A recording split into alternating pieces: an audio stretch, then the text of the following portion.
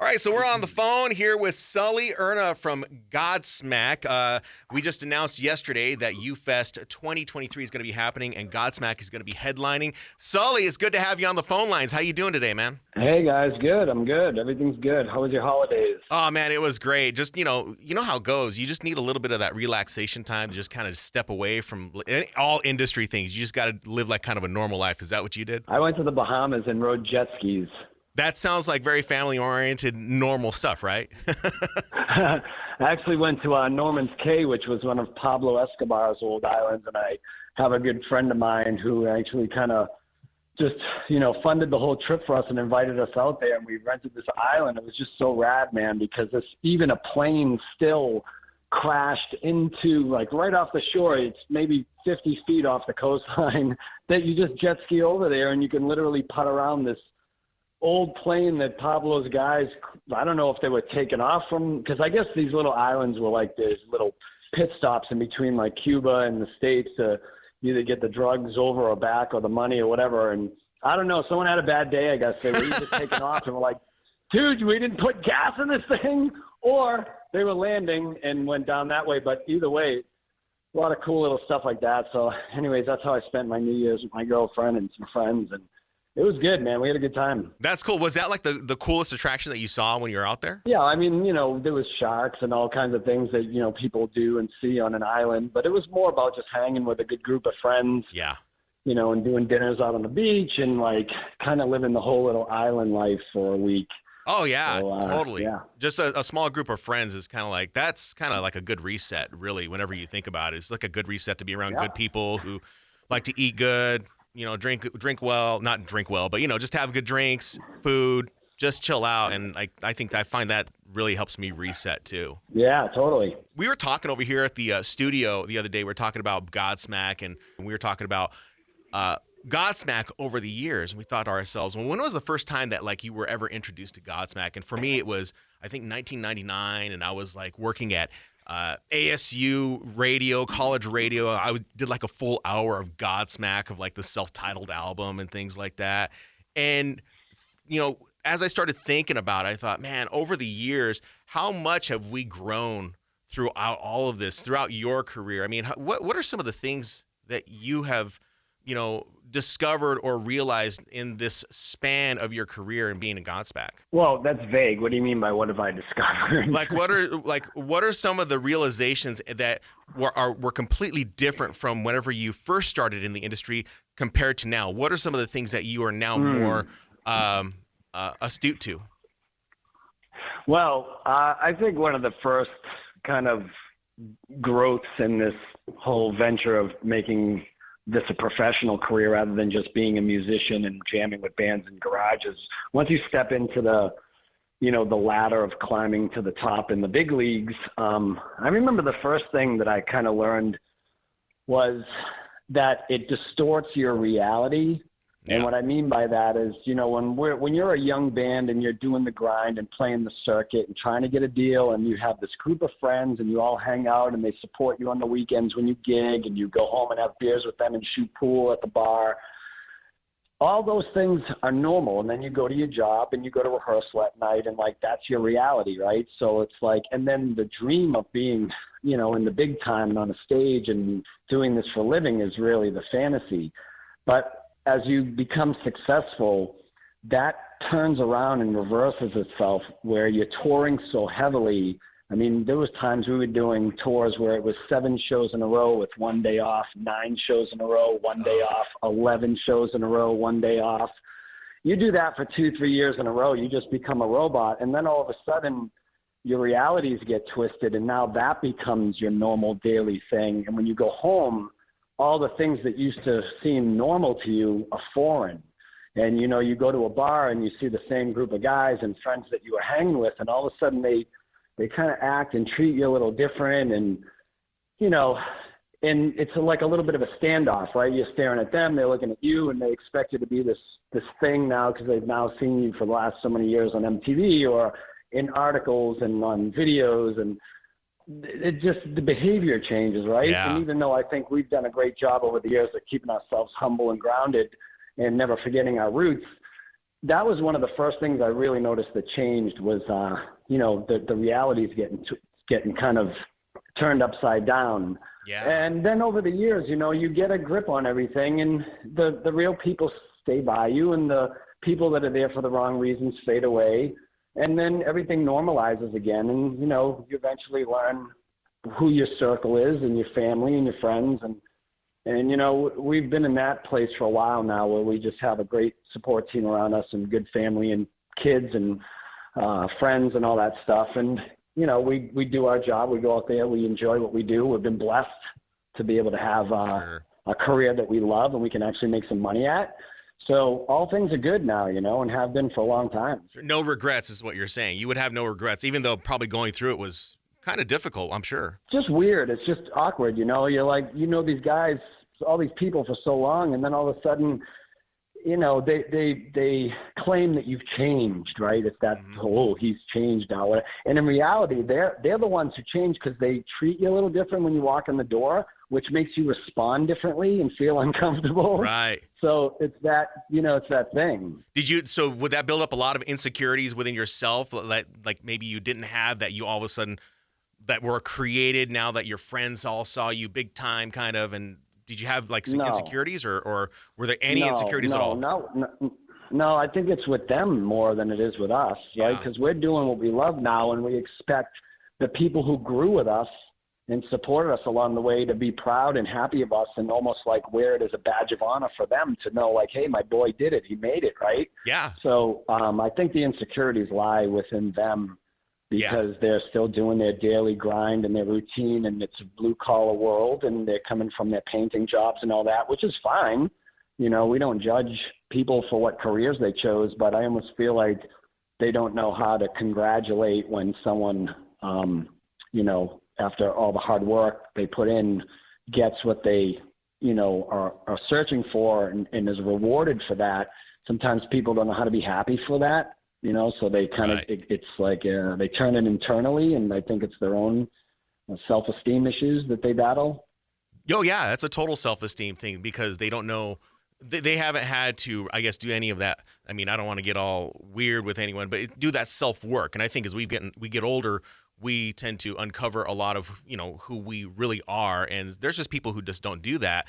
Whereas I think someone who's in your position has experienced the world and experienced masses and experienced beyond anything that anyone could ever imagine. And I think, you know, this is what I've appreciated about you for over the years is that you have always kept it, you know, real, kept it 100% all the time. And so that really comes out in not only who you are, but also comes out in your music as well. So thank you for continuing to be a force for being real. Yeah, thanks. Yeah, I think a lot of it too for us is there's a lot of like pride in the New England, Boston kind of crew, this area, the Northeast in general. And I'm sure there's plenty of other places in the country, but I know growing up here and living here my whole life, I know there's a certain amount of pride that goes into being a human being in this area, you know, because if you're not real and you're not kind of humble or grounded to a certain degree, people whoop your ass pretty quick around here. Right.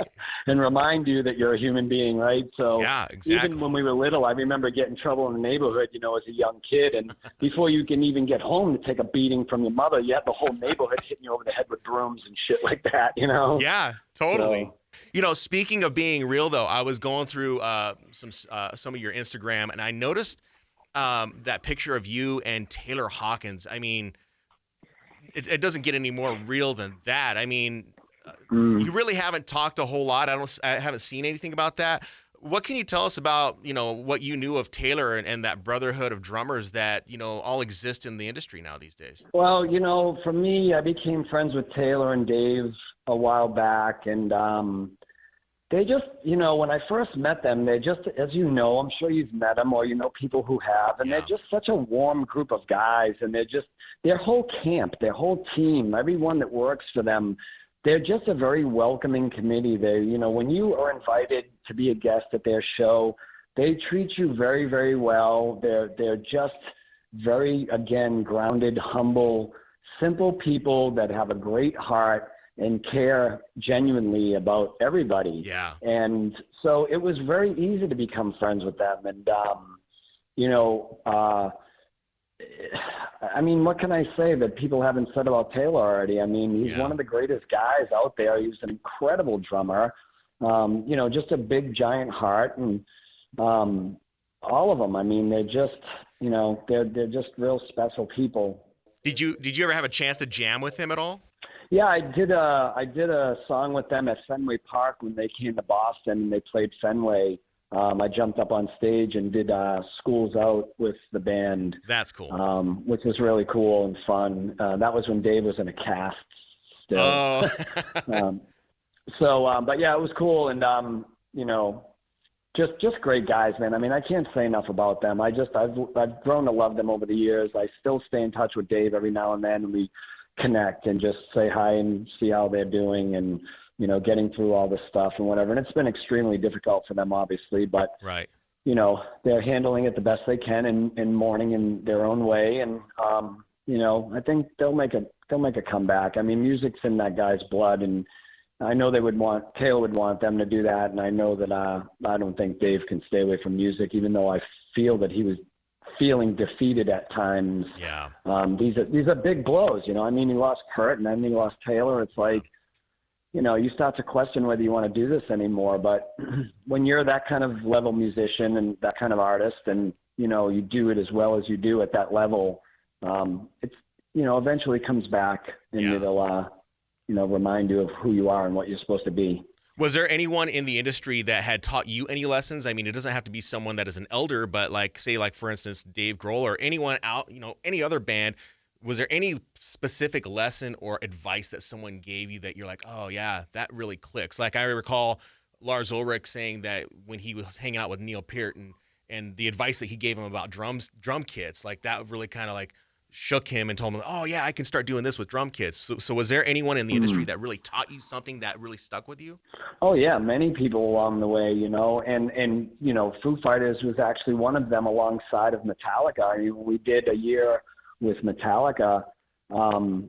Again, just being around that camp, being around the Foo Fighters camp, being around the Metallica camp. I mean, we've always been kind people, and we've always been very mindful of our opening acts and how we treat people and guests and that kind of thing. But, again, when you go out with some of those kind of bands at that level, and then you see how humble they are and how well they treat their opening bands, how well they treat their crews, their guests, things like that, it really kind of makes you step your game up. And through bands like that especially, they reminded us to even, step it up another level and just have great accommodations for the people that are coming to see you that day, because it's their one night out a year or sometimes. And we're doing this 4, 5, 6 nights a week, so we're constantly hosting a party out there. And, so to us, it's like it's a little bit different of an energy and an emotion, because, this is like a daily job for us. But for those people that are spending their hard-earned money and coming out, to celebrate the show and to meet the band or the guests, your parents or your friends or even the opening bands and their crew, whatever, you want to make them feel comfortable, and you want them to feel at home and not feel intimidated or snobby to them and things like that. So it's important, that we go above and beyond for those people, to treat them kind and sometimes even change their impression of who we are, because you hear a lot of stuff in the media. You hear a lot of stuff about stories and me and Mickey Six and the old days or whatever the fuck. And sometimes people think you're just, you could be a douchey band or whatever. So, and then usually when they meet us and they meet our crew, they get it very quickly that we're the complete opposite of what the picture may have been painted about us at times. So it's important to us. Our reputation is gold, and we want to make sure that we always are mindful of that, because we just as people want to treat people kindly. I mean, there's no reason just because you're on top to. As a matter of fact, I found that the bigger bands are kinder than some of the mid-level bands. And I don't know if it's because they still feel like they're trying to earn their respect or force their respect or be looked at as the Aerosmiths and Rolling Stones or Metallicas of the day. But I found at times there's bands that are just horrible because they're trying to force you to see them a certain way, whereas some of the other bands that have every right to act that way because they are on the top are the ones that are the kindest people. Sure. No, I agree with that 100%, just because I have experienced it.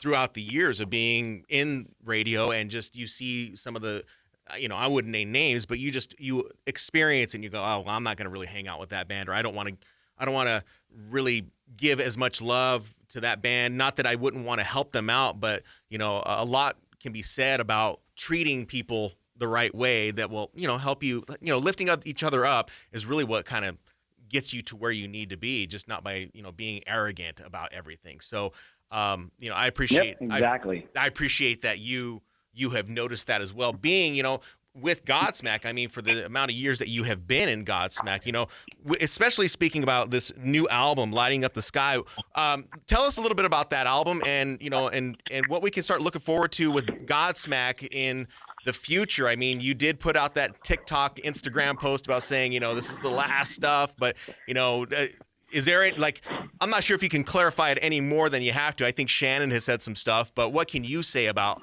Lighting Up the Sky and this being the last album?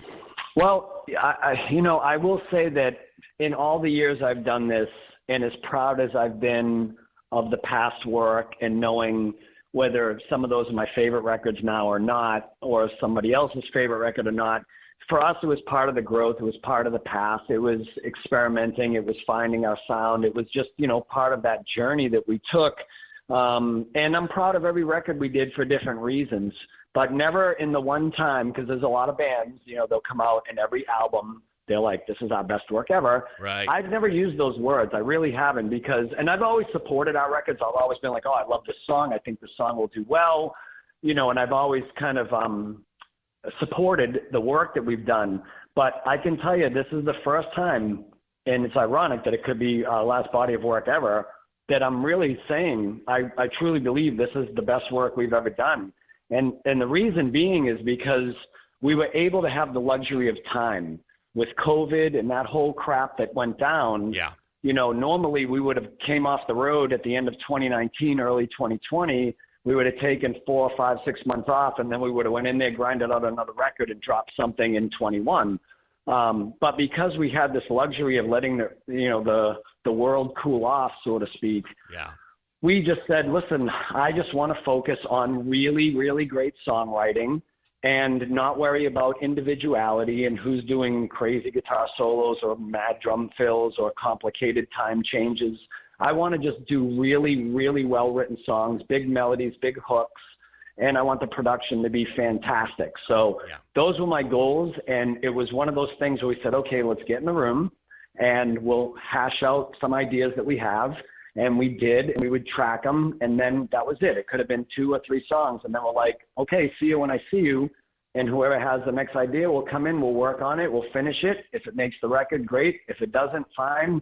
And that's kind of how we did it. And we took about 2 years process off and on of just coming in once in a while, and we'd call the guys and say, hey, I got this idea. I think it's going to be good. Everyone meets up. We work on it for a couple of days. We track it. See you when I see you. And that gave us the opportunity to really just find diamonds in the sand. Sure. And I feel this whole record is a really strong listen from front to back. I think the fans are going to love it, old and new, because it has a little bit of every element of everything Godsmack has done. The heavy, heavy stuff, the more artsy, vintage, vibey kind of jams. It has big commercial hooks at times. There's a big, giant ballad on there that'll follow up the Scars kind of vibe. There's just a lot of everything, and even ends with the last song called Lighting Up the Sky on the record. That really tells the journey of, the whole span of my career, where I talk to myself as a young version of me and ask myself, if I could do this all over again, would I change it? Would I regret it? Would I have done it differently? Or would I have been out there like a little tornado like I was, just kind of like making my mistakes and being ignorant at times or aggressive, but if I didn't do it that way, would I have gotten to where I got to, right? So the reason why this could be the last body of work, and I do believe it will be, is because the way the record completes itself and the story the whole album tells from front to back really tells the whole story of our journey. at least my journey through this and the emotions I went through, from boy meets girl, boy loses girl, boy gets girl back or not, Sure. you know, finds band again, you know, redeems ourselves, like, you know, forgives each other for all the crap we've done to each other, like all that stuff. It's all in the record, right? And then it ends with this kind of like reflection moment of if I would do it differently. And then at the end of the song, we put some little nuggets in there that I'm going to not tell you now, but there's some little cool pieces in there that will bring people back to the very beginning. So what I will tell you is this record ends where the first record begins. That's awesome. So that's why I'm not sure that even if we get together in 4 or 5 years from now, I'm like, yeah, you know, let's do one more. I don't even know how we would top this one is my point. Okay. It's like very complete feeling, and that makes us feel good. And it's not the end of the band. We're not saying we're breaking up. It's not a farewell tour. We're just saying that there may not be any more new Godsmack music because we're at a point now where we have a lot of top 10 singles. We have 12 number ones. We have 26 top 10s.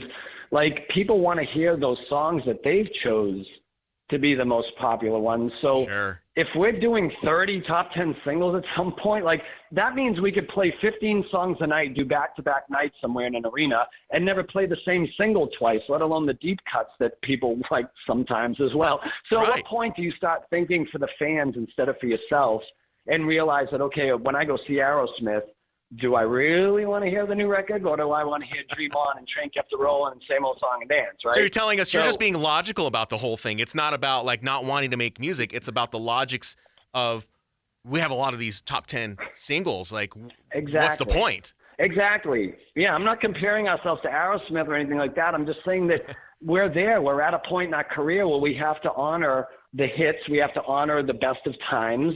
And that's what we're building now. We're building like a greatest hits show. And that show will live on for however long the band lives on. Sure. And I want it to be the greatest moments from all the shows. So every tour, every album cycle, we would feature a certain moment in that show that big thing, spectacle went off. I think now we can create a montage of all those moments to build the greatest hits show. Yeah. I mean, that's what we're excited about. It's a new chapter. It's not the end. It's just opening up a new chapter. It makes complete sense to me just because I see it as now you can still do touring, but still play your songs and create something around maybe touring. Is that kind of like the mindset you're looking at? You can go out in the next, say, Totally. 10 years and then say like, oh, you know, we may be a little bit older, you know, it's a little harder to get up around stage. Not that we would be limping around, but it is. We all get older and it becomes a little more difficult, but at least you can do those tours and say like, look, these are the hits that we did, man. We're proud of these and we don't have to make this new music, but we still want to give you the experience. Yeah, exactly. We want to be able to get out there and enjoy our lives now too, because you know, every time you have to drop into a studio and take a year off to write, record, mix, master an album, you know, it's a lot of time that, you know, we could be out there touring, shaking hands with the fans, playing fun shows, taking some time off with our families and friends, you know, and just kind of like allowing ourselves to enjoy the rewards that we worked so hard for. And I don't have any guilt or reservation about thinking that way because we've put a lot of time into this. I mean, in 25, it's going to be our 30th year anniversary as a band. Yeah. That's, I mean, you know, a milestone. That's when we formed. That's a huge milestone. So it's like, I don't know. Am I going to be on stage when I'm as old as the Rolling Stones? Probably not. I mean, I could see you doing it. That wasn't one of my goals. I don't think so, man. I don't think I'll ever not have music in my life. But a while back, I remember reading an article with Tom Hamilton who said, you know, music is something I always wanted to do with my life, period. But it's not everything I wanted to do with my life. And I'm like, there it is right there. There's other things that I'm looking forward to in my life as well. But it's going to be such a luxury to be able to call the guys once in a while and go, hey, you know what? Haven't seen you in a little while. Let's go hit the summer festivals and blow up some shit. Yeah. Cool. Totally. I mean, that's the fun part about it is to get out to the festivals and just experience, have the fun and just kind of live life. I soak it in is the way I like to look at it. You just soak in the experiences because those are the things that you really, truly do remember. Plus, you know what? Here's another thing real quick. I'll tell you on the production end of it, we've done so much work over the years with our crew, our lighting directors, our pyro directors, like they all know their place now. They all know the cues. They all know the songs. So what an amazing thing to be able to walk into a tour and go, okay, everybody knows their job. All we got to do is show up and play music. Yeah. I'm so down with that because we've been so hands-on for 3 decades, and it's exhausting, to build a whole tour and production and timing, and Totally.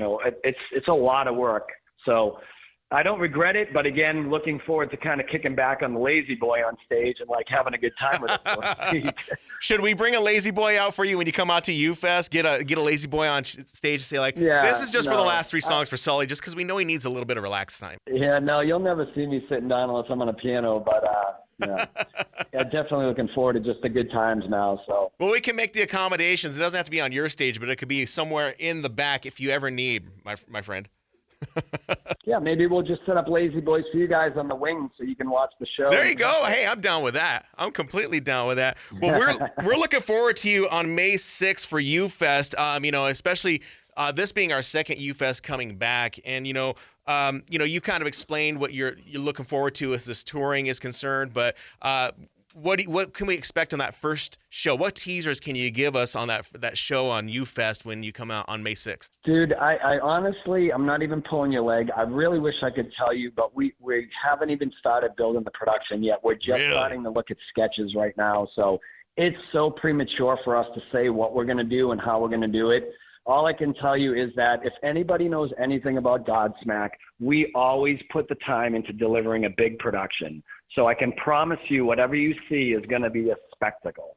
That's all I need to hear, bro. That's all I need to hear. I mean, I want the listener to know that, like, I asked that question because they were asking that question, but at least I can say I delivered, and you're telling me exactly what I wanted to hear, is that you're in the making and planning, and so it's going to be a surprise for all of us. So I appreciate that very much, you being honest. Yeah, we don't like to brag, but we work really hard on never disappointing. So Very I can cool. at least guarantee you that. Awesome. Well, Sully, we are looking forward to you coming out to Arizona, the warm weather. I'm sure you would going to be loving that in May. It's going to be a little warm here, but it's nothing like that Massachusetts weather that you're experiencing this winter. So we're looking forward to you coming out to Arizona. Sounds good, man. Looking forward to it. All right, Sully. Well, I'll let you get going. It's good to talk with you, man, and we'll see you when you get out here in May, all right? Sounds good, guys. Have a good one. All right, you too. Take care, brother. See ya.